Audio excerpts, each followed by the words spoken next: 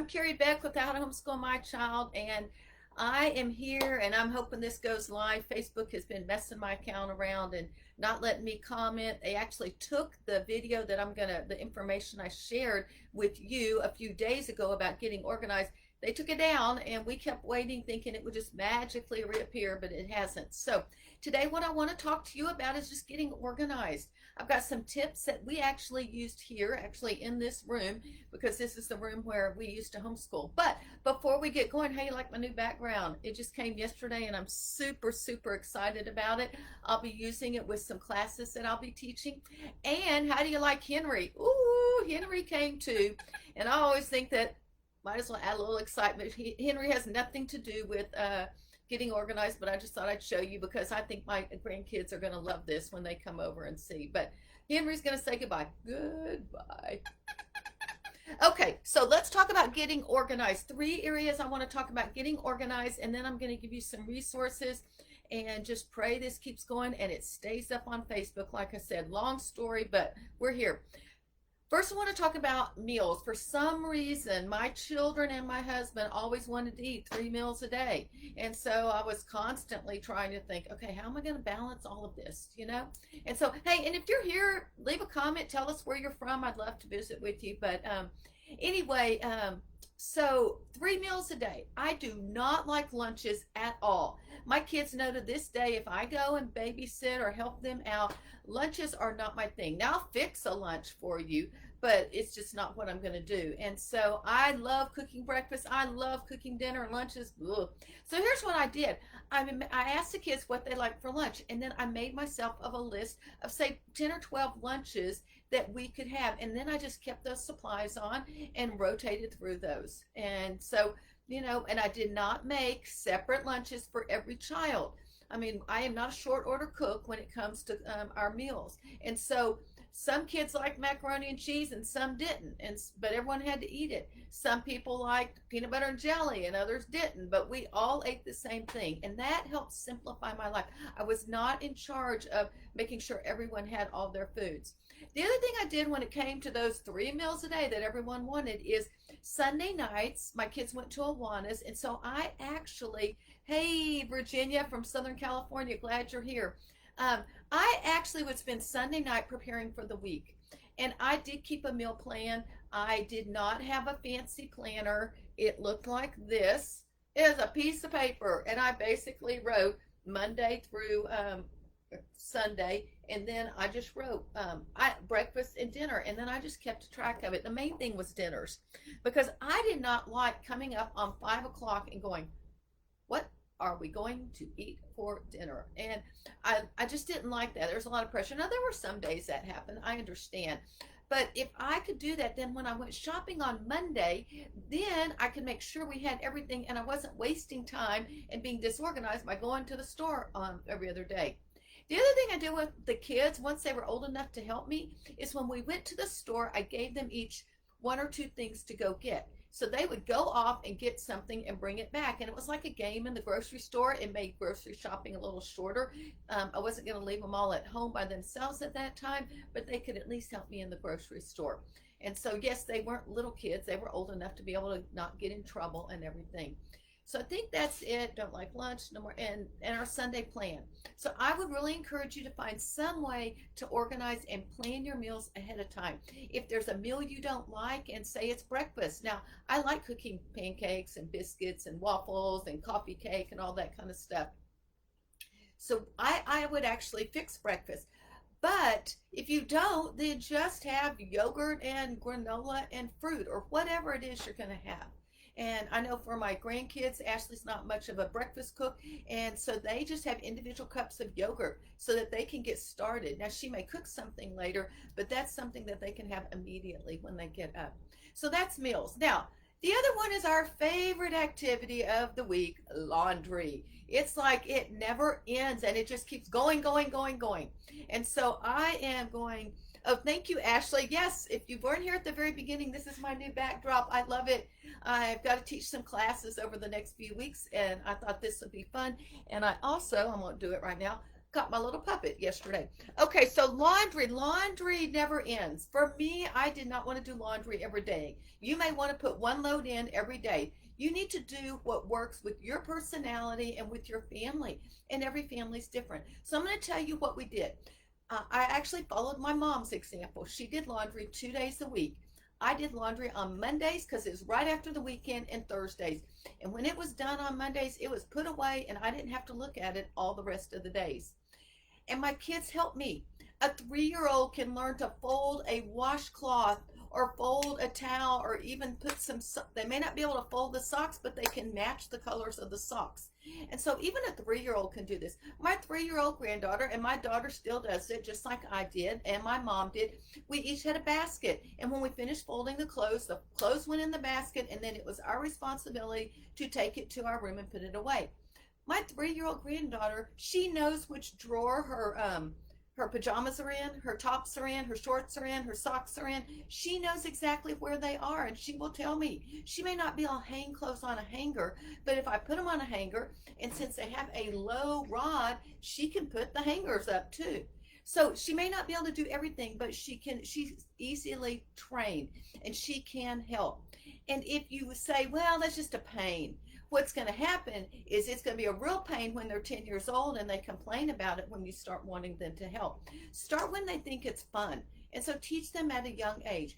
So for us, when I did laundry and we were homeschooling, we had read aloud first thing in the morning. And during read aloud, everyone helped, and we all folded everyone's clothes and put them in stacks, and then everyone gathered their clothes, put them in their basket, and I didn't have to look at them again. That was me. Now, as the kids got older, I wanted them to know how to do laundry. And so I taught them how to do laundry so that when they went off, they wouldn't do a load of whites and then throw a red t-shirt in it and everything turns pink. Now, they may do that, I don't know, but they know better. And so I taught my kids how to do laundry, so when they were older, they actually had to take 2 months that they did everyone's laundry in the house. Now, we always folded together. Now, we always participated in folding and putting it away, but the actual washing and drying was their responsibility for 2 months. After a while, they were like, Mom, can we just do our own laundry? So they started doing their own laundry, and I said, you can do your own laundry as long as I don't see one pair of pants thrown in, and that's it. We don't want to waste the water and waste the electricity and all. And so they began to do their own laundry, and we did still take turns doing towels, but they did their own sheets and everything. And then it was really nice because it's a transition. What happens is too often mom does everything, and then they're 18 and they don't know how to make a decision. They don't know how to plan their own school activities. They don't know how to do laundry. They don't know how to cook. And yes, I taught my kids how to cook. I even taught my son how to cook. He even will say, hey Mom, can you give me a cooking lesson? So I taught them life skills. Too often we get so worried about third grade curriculum or history in high school or biology, and we completely forget that there is more to life than academics. And I think it's real important that we teach our kids life skills. And as we do, it can help you stay organized because it is taking things off of your plate, and then you can focus on the things that you need to be doing. Now, tip number 3 is homeschooling. And we're going to talk a little bit about homeschooling. I love your shirt. Oh, thank you. Where did you get it? You know, this is one of my favorite shirts.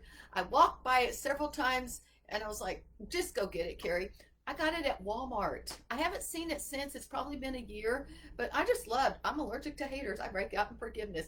Forgiveness is one of those things that God has taught me a lot about. If you come listen to my story on June 29th, I will be talking about things related to forgiveness and just what God's taught me in the last 4 years. So I don't have a link. I'm still working on the registration page, but I will post it here and let you know if you want to come and learn. If you want to learn anything about forgiveness and quit anger and put bitterness and anger away, I'll be talking about that, but that's not today. Homeschooling. How do we get organized with homeschooling? Once again, we didn't have all these planners and all this stuff. So I use, you can't see it, I just printed out on a piece of paper a simple Excel spreadsheet. And I put the days of the week across. I put the subjects here. And on Sunday night, like I said, for cooking, I planned my cooking. And on Sunday night, and I planned our homeschooling. The kids were gone for 2 hours. Steve would usually take them and pick them up. And then I actually had about 2.5 hours that I could focus on what needed to be done to prepare. Now, you may not have that luxury. You may have to find some time that you can be by yourself. You may have to get up at 5 in the morning or stay up till 11. I don't know if you're a morning or a night person. Find at least 1 hour at the beginning of the week that you can plan.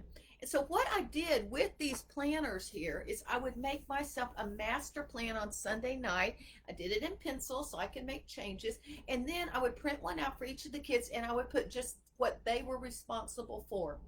Then we would put them in page protectors, and each one of them had a dry erase marker. And so when they were doing their homeschool, their independent work, because I worked with them at different times, but when they were sitting here actually in this room, and there was no beach here, there was a desk here, they had a dry erase marker, and they could check off exactly when they were finished. And they knew when all the checks on Monday were done, all the boxes were checked, they were done. And we didn't have to worry about, Mom, is there anything else? I had written it all down for them.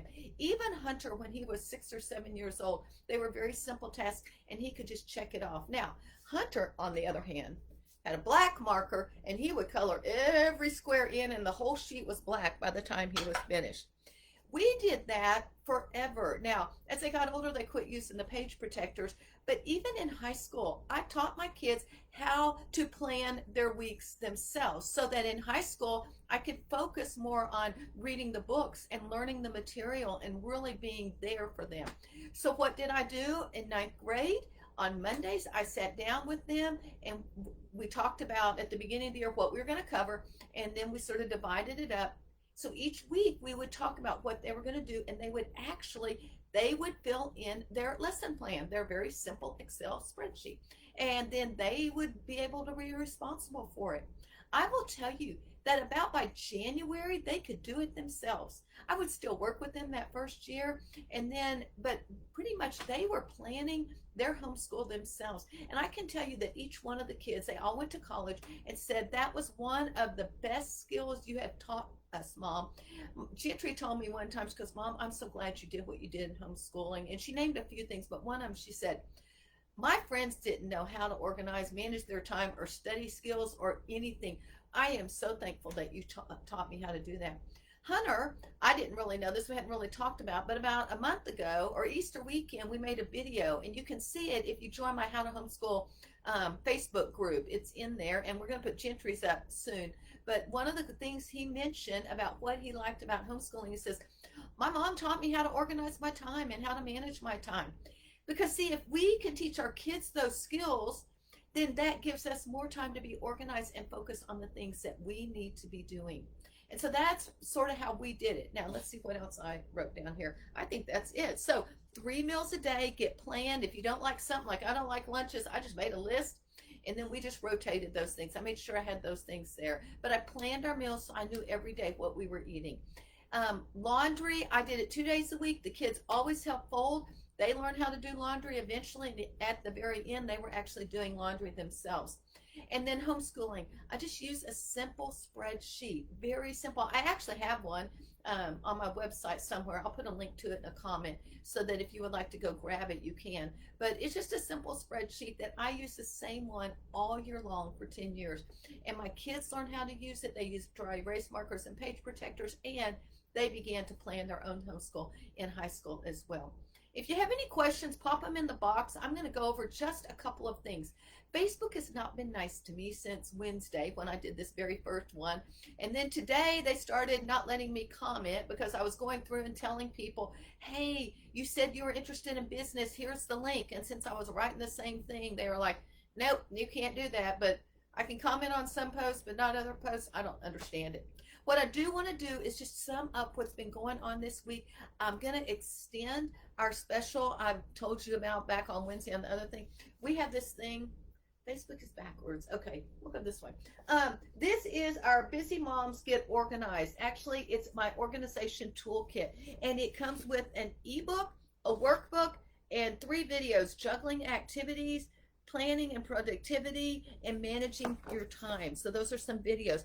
But our oh, this thing makes me go crazy backwards.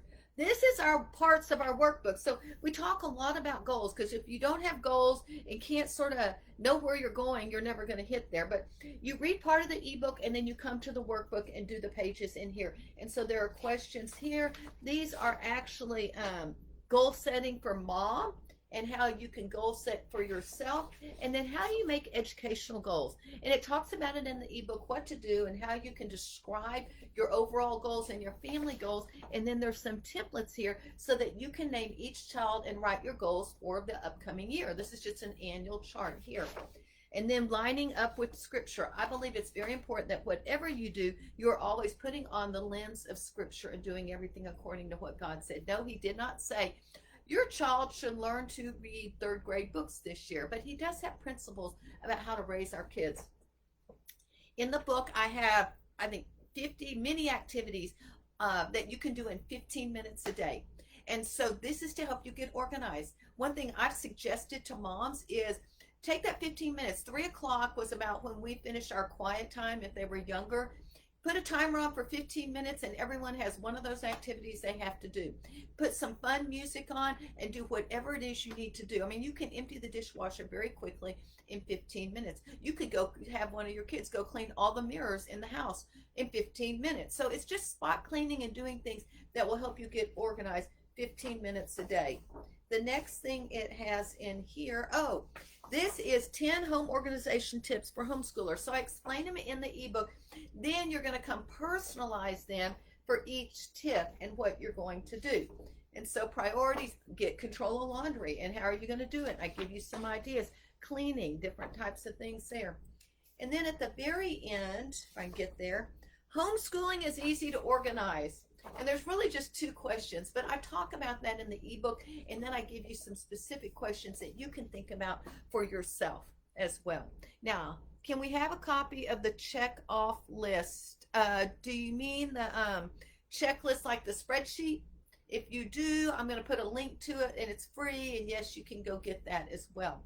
Now this toolkit is actually, it's been on sale for $15. It's normally $35, I think, or $45.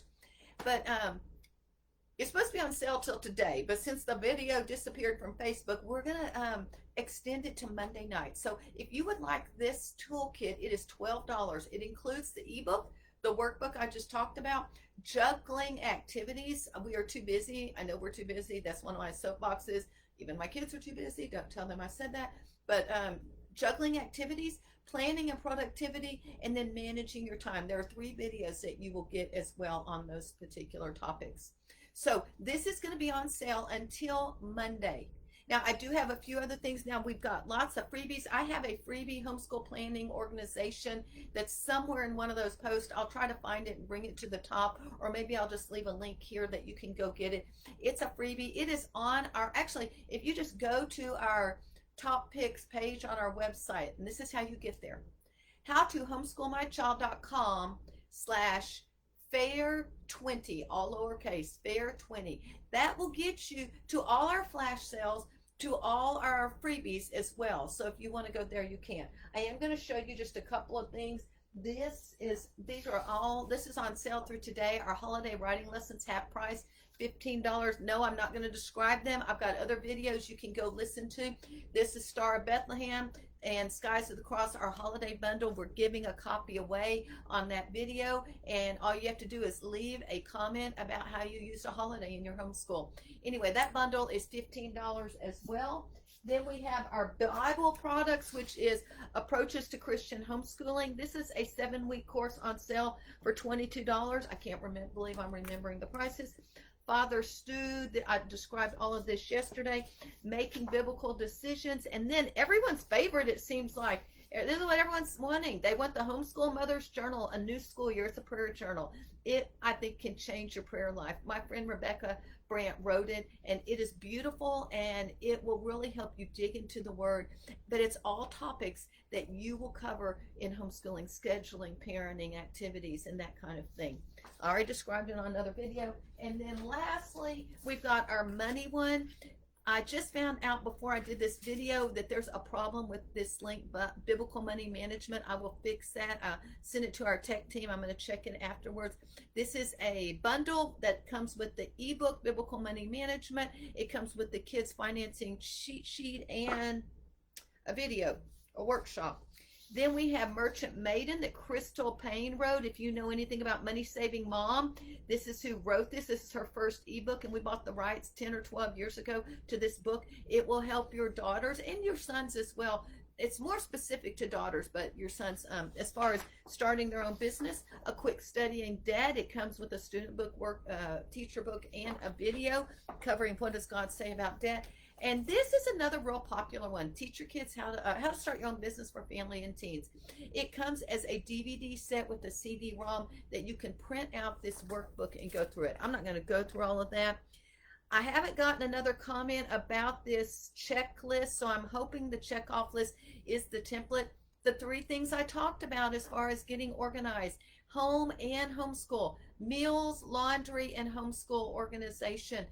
Meals, you've got to get it planned, and you've got to know what you're going to do and make sure you have the food there. Plan it. If you don't like it, make a list of the 10 or 15 meals and just rotate them through. Then laundry, decide what your laundry system is going to be. Mine was 2 days a week, and kids always help fold. And that we changed, kids started learning how to do laundry as well. You may do laundry every day, whatever you feel comfortable with. And then the last one is homeschooling, and that was my spreadsheet. I think that's what people are asking question on, and I will put a link when I'm finished down there about that, and you can go and grab that for free. It's just I'm telling you, it is plain and boring, but plain and boring for kids is good because they get too distracted with all the little cutesy cartoon figures that we put on there. I think plain and boring is what kids need to stay focused on the task. And if they see something they could color at the bottom of their lesson plan, well, why do school? Let's just start coloring down there if they get distracted easily.